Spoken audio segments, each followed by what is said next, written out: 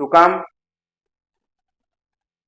એક વખત 5 મિનિટ સફળ થયા પછી બીજા કલાકમાં તમને ઉત્સાહ રહેશે કે આ 5 મિનિટ, આ 5 મિનિટ કાઢવાની છે, પછીના કલાકે 5 મિનિટ કાઢવાની છે, સતત 3 દિવસ સુધી.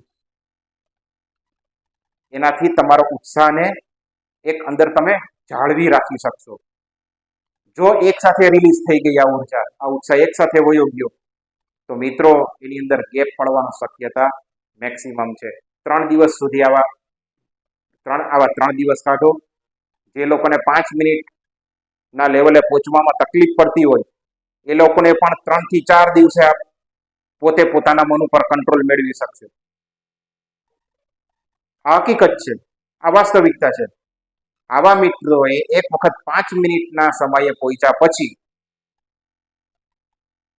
3 દિવસ સુધી આ કસરત કરવાની છે.